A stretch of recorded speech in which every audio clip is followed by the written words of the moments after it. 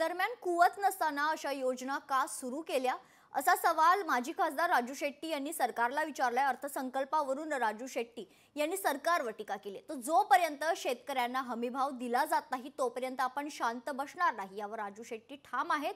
तो दुसरीकडे अजित पवार यांनी स्वतःचे साखर कारखाने आर्थिकदृष्ट्या सक्षम केले पण सामान्य शेतकरी यापासून वंचित राहिला अशी टीका देखील राजू शेट्टी यांनी अजित पवार यांच्यावर केली आहे। तर याच संदर्भात राजू शेट्टी यांच्याशी बातचीत केली आमचे प्रतिनिधी भूषण शिंदे यांनी। आपल्यासोबत माजी खासदार राजू शेट्टी सर, खूप सारं स्वागत सर। आज तुम्ही आंदोलन केलं विधानभवनामध्ये आणि तूर, कापूस, सोयाबीन अशा प्रकारचे धान्य तिथे तुम्ही पसरलं आणि एक प्रकारे आंदोलन केलं। मात्र पोलिसांनी कारवाई केली, तुम्हाला ताब्यात घेतलं आणि आता सध्या कारवाई तुमची झालेली आहे। काय कारवाई झाली, काय सांगाल केंद्र या संपूर्ण कारवाईबद्दल?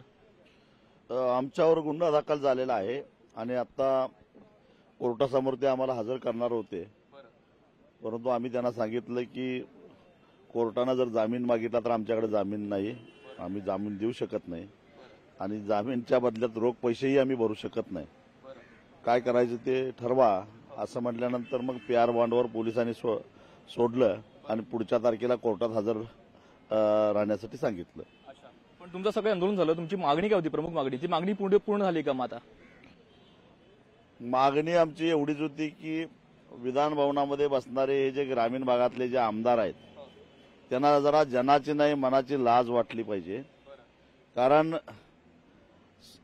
निवडणुकीच्या काळामध्ये आश्वासनं दिली गेली की शेतकऱ्यांना 7/12 कोरा करून दिला जाईल, जो काही शेतकऱ्याचा हमीभाव असेल त्याला 20% अनुदान दिलं जाईल, हे आश्वासन दिलं म्हणून शेतकऱ्यांनी त्यांना मतं दिली आणि आता विश्वासघात करतात। कारण कालचं बजेट जर बघितलं तर त्या अनुदानाची तरतूद कुठं दिसत नाही। शेतकऱ्यांना जे कबूल केलेलं आहे ते द्यावंच लागेल, नाही दिलं तर शेतकरी सोडणार नाही।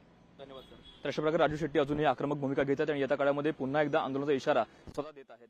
कॅमेरामन निकेश मोरेसह भूषण शिंदे, लोकशाही मराठी, मुंबई। लोकशाही मराठी ऐका, पहा, जागरूक रहा।